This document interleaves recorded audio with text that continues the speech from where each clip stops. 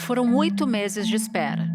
E depois de muita negociação, de muito vai e vem, a tramitação da nova regra fiscal para reequilibrar as contas públicas foi, enfim, aprovada pelo Congresso. Está aprovado o texto base do novo marco fiscal, houve uma primeira votação na Câmara, o texto foi para o Senado, agora voltou para a Câmara dos Deputados e teve aí o texto base aprovado. O novo modelo que agora entra em vigor, proposto pelo Ministério da Fazenda, é mais ameno e permite algum crescimento do gasto, mas somente se a arrecadação aumentar. Começa agora a nova era do arcabouço do ministro Fernando Haddad. O que ele tem de diferente? É que o teto não é tão rígido. A despesa pode crescer acima da inflação.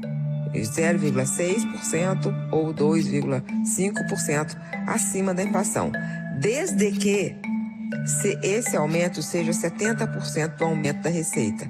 Uma lógica que amplia a possibilidade de investimentos, mas que também cria uma dificuldade para o governo. A preocupação agora é como ampliar a arrecadação para poder cumprir essa nova regra ou as novas regras. O mercado está bem preocupado com isso. A gente não tem ideia clara de como que vai haver essa ampliação, se vai ser só sobre aumento de carga tributária ou não, e como isso vai ser feito.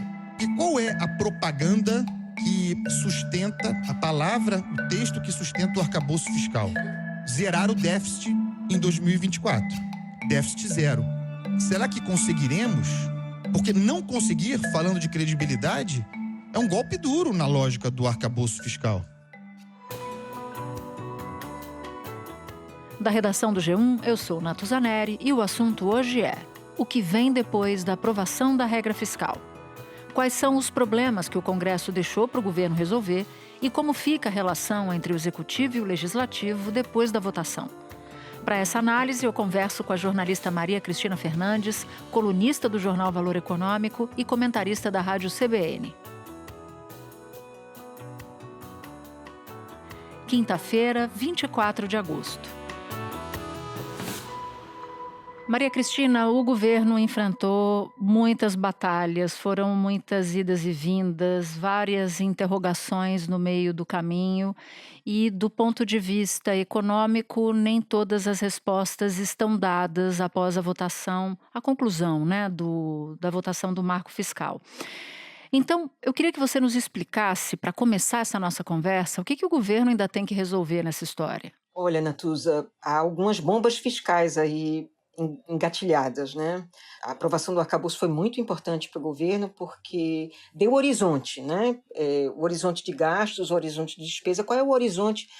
Qual é a regra fiscal que o governo vai obedecer? O problema é que este arcabouço tem metas a cumprir, metas fiscais este ano e no próximo. E com o horizonte de gastos que está previsto para este ano e para o próximo, dificilmente será cumprido, né? No mercado já se dá como improvável que o ministro da Fazenda, Fernando Haddad, consiga zerar o déficit como prometido no próximo ano. Então, além disso, que já está, como se diz, né, o jargão meio precificado, não param de surgir, digamos, bombas fiscais aí preparadas pela Câmara no colo do governo. Os senadores fizeram ainda outra alteração, permitindo ao governo enviar na proposta de orçamento do ano que vem o valor das despesas, considerando a projeção da inflação até o fim do ano, o que abriria um espaço de até 40 bilhões de reais para o Executivo planejar os gastos de 2024. Aí o que a Câmara entendeu? Falou, não, a gente não vai deixar essa emenda aí do Senado, porque isso vai dar para o governo a possibilidade de gastar do jeito que quiser. E a gente não quer isso. O que é que vai acontecer? A partir de agora, você vai ter uma espécie de crédito extra que vai ter que ser votado. Não significa que o governo não vai ter isso, mas vai ter que negociar todo ano. Então, o governo fica mais dependente do Congresso Nacional. Então, eu diria que este arcabouço tem como desafio manter a previsão de gastos e de despesas que foi traçada quando ele foi oferecido no horizonte que o Haddad espera, até porque está lhe sendo negada uma boa parte das receitas que ele trabalhava para dar conta, né, desses gastos. Então, esta equação receita e despesa ainda não fechou. Um integrante do Congresso que apoia o governo estava me dando a seguinte explicação sobre essa encrenca dos 40 bi, que agora o governo, pelo menos neste momento, não tem como contar. Ele me explicava o seguinte, que não entrou, se tivesse entrado no texto do marco fiscal, essa possibilidade seria uma possibilidade permanente. Mas como não entrou, a única possibilidade é de votar depois, isoladamente, um dinheiro a mais, uma possibilidade, uma autorização para esse gasto de 40 bi. E que com isso o governo fica constantemente dependendo do Arthur Lira. A lógica do que essa fonte explicava era isso. Tudo que for permanente, que já puder ser embutido, o Lira não vai topar, porque isso reduz a dependência do governo em relação a ele, um presidente da Câmara superpoderoso. Eu acho que faz sentido. E eu acho que complementaria essa explicação uma que eu ouvi hoje, de que esses 40 bi foi o preço que o presidente Lula pagou por demorar tanto para definir o ministério. Então, ao ter o governo na mão, né, com esses recursos, o presidente da Câmara, Arthur Lira, vai aguardar aí o que lhe é destinado, né? O que é destinado para o Centrão, para o seu partido, para os republicanos, para a União Brasil, o que é que sai desse acordo. A parte que lhe cabe nesse latifúndio, né? A parte que lhe cabe nesse latifúndio, e aí sim, eventualmente, liberar esses recursos por essa medida adicional. Uma votação eu sei que chamou a sua atenção, que foi essa votação final na Câmara e o desempenho de 2 partidos. Um deles foi o PL, que é o partido do ex-presidente Bolsonaro. Como teve 2 votações na Câmara, né? A primeira, depois foi para o Senado, voltou para a Câmara. A primeira votação da Câmara se deu em maio. O PL de Bolsonaro deu 30 votos a favor da proposta do governo. E agora, nessa última votação, deu 47, ou seja, aumentou o grau de simpatia de parlamentares do PL pelo texto final do marco fiscal. Então, tem 17 deputados a mais ali que votaram com o governo. Eu queria entender com você qual é a sua avaliação sobre essa ampliação do tamanho, né, do número de votos, e um outro desempenho que foi uma bancada, dessa vez uma bancada próxima ao governo, que é a do PSOL. Na primeira votação de maio, o PSOL disse não, deu voto não para o governo na sua integralidade, 12 votos. E agora se inverteu. Todo o PSOL foi a favor do texto final. O que aconteceu no partido do ex-presidente Bolsonaro e o que aconteceu num partido aliado como o PSOL, que é do governo Lula? Como você disse, o PL deu 17 votos a mais em relação à primeira votação de maio. Ele tirou 17 não e deu 17 sim. E isso foi importante para o governo, porque se há algo que caracteriza esta votação, não é o aumento de votos. O governo tinha passado o arcabouço na Câmara por 372, passou agora por 379, o aumento é pequeno. O que caracteriza essa votação é a redução da oposição, né? Eram 108 em maio, agora 64. Então, houve um recuo importante e este recuo foi puxado pelo PL. Né? O maior partido da Câmara e o partido do ex-presidente Bolsonaro. E o que isso revela? Revela um governo que está minando as resistências da oposição bolsonarista. Interessante isso. E por que isso? Quando a gente conversa com os deputados, eles dizem, mas não, é claro, porque isso se trata de um projeto de Estado e não de governo. Mas era de Estado em maio também, né? Em maio ele já era de Estado. Então, isso não mudou, né? Estamos falando do mesmo Estado. E nem por isso o PL deixou de dar 60 votos contrários ao projeto. O que explica esta adesão, Natuza, na avaliação que eu fiz a partir de algumas conversas, 3 fatores. O primeiro deles, o impacto das revelações sobre o ex-presidente, sobre o que ele fez com as joias, o Rolex, os presentes que recebeu, né? O que eu estou chamando de índice Rolex. Esse índice teve impacto sobre, digamos assim, o moral da tropa, né? Mas não apenas. Eu acho que conta também para este desarme do PL, a execução de emendas parlamentares e a distribuição de cargos federais nos estados, né, para a clientela do presidente do partido, Valdemar Costa Neto. O PL deu tanto voto que periga ele querer um ministério, né? Mas, por enquanto... Por enquanto ainda não, né? Por enquanto, tá sendo agraciado com votos em superintendências, em autarquias, votos nos estados. Se a gente pegar só um voto que virou a casaca, Josemar Maranhãozinho, este ícone do PL, né? O braço direito do Valdemar Costa Neto, apareceu na gravação da Polícia Federal com maços de dinheiro, é alvo de um processo do Supremo Tribunal Federal por superfaturamento de obras na Codevasf com recursos de emendas parlamentares. Então, com todo este currículo, o Josemar Maranhãozinho, do PL do Maranhão, ele tinha votado não em maio, agora votou sim. O que aconteceu de lá para cá? Bem, fechando o primeiro semestre, temos que o Josemar Maranhãozinho foi um dos deputados do PL mais agraciados por emendas, pela liberação de emendas neste primeiro semestre do governo Luiz Inácio Lula da Silva. Quando a gente fala de partido do PL, partido de Bolsonaro, né, Maria Cristina, a gente não está falando só daqueles bolsonaristas de copa e cozinha de Bolsonaro. A gente está falando de um amontoado de parlamentares de pendor radical, esses puramente bolsonaristas, e de parlamentares de pendor do centrão mesmo, né? Tipicamente do centrão, só para não dar a impressão para quem nos ouve que o PL é todo ele bolsonarista, à imagem e semelhança de Bolsonaro. E se nosso ouvinte se der o trabalho de ir lá na Câmara, na Secretaria-Geral da Mesa, e pegar o mapa de votação, verá exatamente isso que você está descrevendo. Alberto Fraga, um deputado do PL do Distrito Federal, deputado tipicamente centrão, também virou a casaca, porque de quando ele votou em maio para agora, o arcabouço incorporou aquele fundo constitucional do Distrito Federal que paga as polícias. O arcabouço incorporou, vamos explicar, na verdade, saiu do arcabouço, saiu dos limites do arcabouço este fundo. Então, como é que o Alberto Fraga vai votar contra a base dele, da bancada da bala? Né? Que é o fundo que garante o aumento de salário ali das forças de segurança do Distrito Federal, né? Que já é muito bem paga, né? Uma polícia golpista, aliás, muito bem paga. Os deputados fecharam um acordo e aceitaram 2 mudanças feitas pelos senadores. O Fundo Constitucional do Distrito Federal, destinado ao investimento em segurança, saúde e educação no DF, e o Fundeb, principal fonte de financiamento de educação básica, ficaram de fora da nova regra fiscal, o que significa que não vão ter restrições orçamentárias. E aí, quem é que manteve o voto não no PL?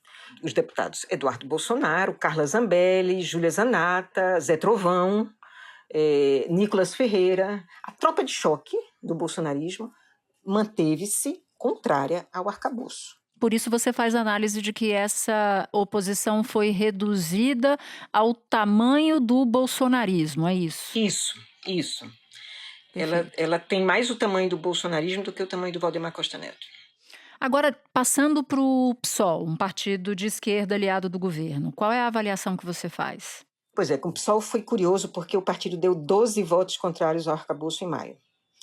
E aí o argumento era que se tratava de um teto de gastos disfarçado, uma limitação de despesas muito liberal que afetaria os projetos sociais do governo. E eis que agora esses mesmos 12 votos viraram a favor. O que aconteceu? O que pesou aí foram as eleições municipais, porque não dava para o PSOL ficar contra o governo quando vai precisar tanto do PT quanto do governo nos seus palanques municipais, notadamente na candidatura do deputado federal Guilherme Boulos à Prefeitura de São Paulo. E em um movimento já esperado, o presidente Lula reafirmou apoio à candidatura de Guilherme Boulos para a Prefeitura de São Paulo no ano que vem. O Lula, ele defende esse apoio ao Boulos desde as eleições de 2022 por causa desse acordo, feito entre eles, em que o Guilherme Boulos deixou, abriu mão de se candidatar ao governo de São Paulo em favor do Fernando Haddad, do PT, que acabou não vencendo a eleição. Além disso, Natuza, o Boulos tem buscado suavizar sua imagem. Tem feito encontros com banqueiros, com investidores em São Paulo. E não ficaria bem para o partido dele, nem para ele mesmo, votar contra o arcabouço. Então foi uma mudança absolutamente pragmática. Espera um pouquinho que eu já volto para continuar minha conversa com a Maria Cristina. Agora, no começo da nossa conversa, você falou de bombas fiscais. Você estava se referindo exatamente ao quê, Maria Cristina? Temos aí a prorrogação da desoneração da folha de pagamento. O presidente da Câmara, Arthur Lira, anunciou que será votado na próxima semana, a prorrogação até 2027. São quase 9 milhões de trabalhadores com carteira assinada nesses 17 setores da economia, como as indústrias de calçados, tecidos, proteína animal, transportes de passageiros e cargas, serviços de call center, comunicação e construção civil. No ano passado, esta desoneração de folha custou 9 bi ao governo. Se você tem mais 4 anos, você tem aí 36 bilhões de renúncia fiscal para alguns setores da economia. E o governo não tem de onde cobrir essa renúncia. Não tem, e é um benefício regressivo, porque quando você beneficia este ou aquele setor da economia, é a sociedade inteira que paga, né? E não fica por aí, Natuza. Tem uma proposta também para desonerar a cesta básica, o que também é visto com muito ceticismo por quem entende de finanças públicas e desigualdade de renda. Porque se você desonera, digamos, não, mas é desonerar arroz e feijão, alimento básico do brasileiro, mas você desonera tanto do rico, que come arroz e feijão, quanto do pobre, que come arroz e feijão. Melhor seria dar um voucher, dar algum benefício direto para o mais pobre para poder ele comprar o arroz e feijão, e não baratear para todo mundo. Eu ouvi cálculos de que só essa medida custaria por ano 30 bilhões.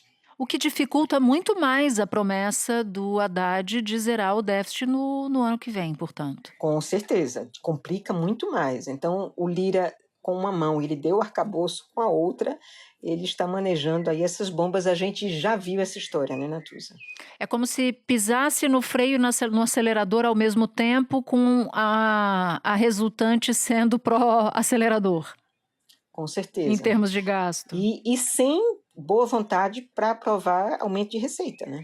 O presidente da Câmara, deputado Arthur Lira, do PP de Alagoas, defendeu o controle das despesas públicas através das reformas em tramitação no Congresso Nacional.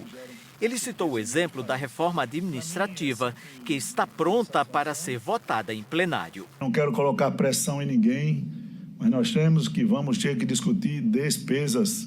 Nós vamos precisar que o governo se debruce sobre esse tema em algum momento, para que a gente possa não tirar direito de ninguém, não mexer em direito adquirido de ninguém, mas projetar um futuro onde a despesa esteja controlada. Esse bafafá da taxação das offshores, que os parlamentares recusaram que isso viesse na MP, que reajusta o salário mínimo e que ajusta a tabela do imposto de renda, né, que quem tem 2.600, ganha até 2.600 não pagará mais imposto de renda. E a fonte de receita disso seria a taxação das offshores. Os deputados não quiseram isso, querem agora um projeto de lei. Mas não tem nenhuma garantia. Não, o projeto de lei vai chegar com urgência e será aprovado. A ver. O ministro Fernando Haddad, ele está obrigado a aumentar a receita. E tudo que ele tem tentado atualmente tem encontrado dificuldade no Congresso. Por exemplo, taxar fundos offshore.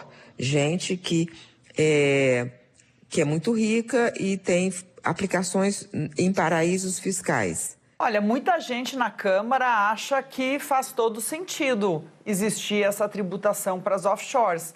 Mas a gente sabe que o presidente da Câmara tem muita relação com o sistema financeiro e, claro, com os detentores desses grandes fundos. A reclamação é gigantesca. Foi uma grande reclamação quando o ministro fez essa proposta. Temos aí uma medida provisória que será aprovada sem uma fonte de receita. Aí você pode. A lei de responsabilidade não proíbe isso? Proíbe. Mas o que eu ouvi é que, como medida provisória é um instrumento de urgência, né, de emergência, você pode aprovar isso e, subsequentemente, você aprovar esta receita. Você não necessariamente precisaria estar dentro da medida provisória, mas o fato é que fica pendurado. Se você não tem esta receita, se essa receita ainda não é votada este ano, esta medida provisória fica com uma despesa sem ser coberta, né? O que aumenta a dependência do governo em relação ao Congresso, em particular em relação ao Arthur Lira, certo? Exatamente. A coisa dos fundos exclusivos talvez seja menos, porque essa resistência das offshores é porque os parlamentares hoje viraram titulares de offshores também, né? Fundos exclusivos, nem tanto. O governo quer taxá-los. É uma outra modalidade de investimento para quem quer benefício fiscal. Isso aí pode ser que seja aprovado, mas também não está fácil, porque aí a pressão é do mercado. As bombas fiscais estão aí engatilhadas e, por outro lado, as fontes de receita não surgem na mesma velocidade. Maria Cristina, hoje eu falava com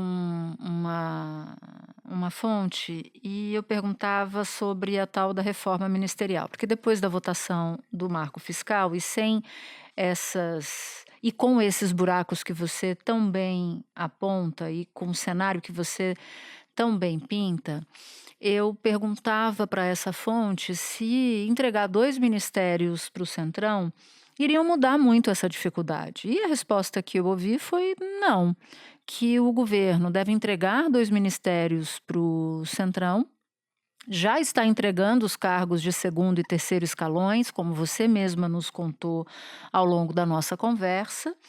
E a resposta adicional dessa fonte é: tudo vai continuar mais ou menos assim, ou seja, muda para ficar mais ou menos do mesmo jeito. Qual é o futuro? O que o segundo semestre, com um jogo de poder tão desequilibrado, com um presidente da Câmara tão poderoso e fazendo muito pouca cera, muito pouca sala em apresentar essa conta para o governo, o que deve ser esse segundo semestre, na sua avaliação? Eu acho que não vai ser um segundo semestre fácil, não, Natuza, mas eu acho que esse mapa de votação nos dá algumas outras chaves de compreensão de como é que esse segundo semestre vai ser percorrido. É um mapa que mostra que a boa vontade com o governo não é exatamente uma mercadoria em falta hoje na Câmara dos Deputados. E também não é uma mercadoria que só Lira consegue tirar da cachola. Tem boa vontade, além do PL, tem boa vontade no Republicanos, por exemplo. No Republicanos, 97% dos votos foram a favor do governo Macargoso.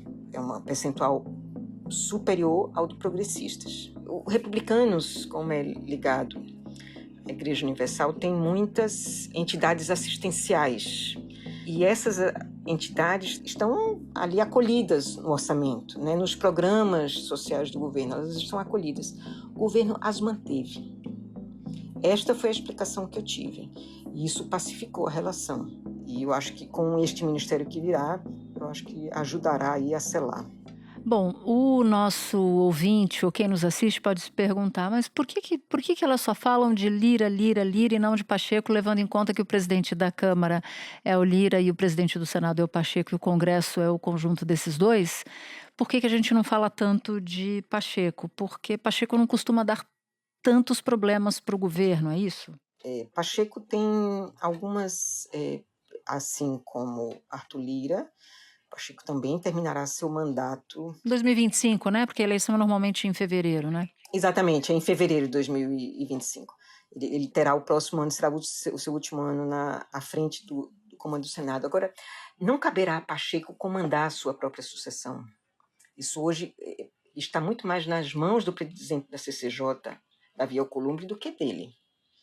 O que o Pacheco busca agora é o que ele vai fazer quando deixar a presidência do Senado. Se vai para o Supremo, se vai disputar o governo de Minas, né? Ele está vislumbrando e tateando aí as alternativas. Mas o comando do Senado, as tratativas, as negociações de comando do Senado não estão na sua mão. Aliás, ele chegou à casa também por esta negociação do Davi Alcolumbre, né?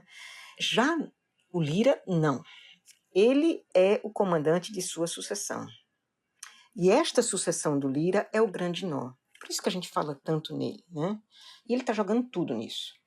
Ele quer fazer um sucessor que seja capaz de alavancá-lo para o Ministério e do Ministério para o Senado, em Alagoas, né? Na eleição de 2026. O nome dele é o deputado do União Brasil, o Elmar Nascimento, do União da Bahia. O Elmar tem muitos concorrentes, talvez o mais forte dele seja o deputado Marcos Pereira, presidente do Republicanos, partido do qual a gente acabou de falar, que está aí no namoro firme com o governo. E, curiosamente, porque estamos, afinal de contas, falando da política brasileira, é também o partido do principal candidato à oposição na presidência da República, que é o governador de São Paulo, Tarcísio Freitas. Mas aí eu tenho uma dúvida. Não é uma estratégia, como se diz lá em Pernambuco, meio troncha? Porque se o Lira quer ser, né, ele de fato quer ser candidato ao Senado e vencer essa disputa nas eleições de 2026, e entre o fim do mandato dele como presidente da Câmara e essa disputa tem ali um vale, e ele, como você nos conta, poderia ser ministro, manter a sua força política, regimentar os seus apoiadores no estado dele de Alagoas. Por que ele está criando tanta dificuldade para o governo? Não teria que ser o oposto? Olha aqui, eu sou bonzinho, eu sou parceiro, eu faço aqui as coisas que vocês me pedem, e aí lá na frente merece ser ministro? Não teria que ser pelo menos algo no meio do caminho disso? Ele conseguiu chegar à presidência da Câmara, ele conseguiu se manter na presidência da Câmara, porque garantiu aos parlamentares um naco de uma fatia do orçamento da União que eles jamais tiveram. A Câmara dos Deputados, o Congresso Nacional, jamais teve tanto recurso de emenda parlamentar como tem agora. E isso se deve a dois personagens, Arthur Lira e Davi Alcolumbre. Então, você diz, ele não deveria ajudar o governo para poder ser tido como um candidato do governo? Eu sei que o problema é que entre a posição que ele tem hoje até a candidatura dele ao Senado por Alagoas em 2026 tem a sucessão dele. Se ele não conseguir manter esse esquema hoje vigente dos gastos em mãos dos parlamentares, ele arrisca perder. A disputa pela sucessão da mesa é a disputa por este modelo, pela manutenção deste modelo vigente hoje no Congresso.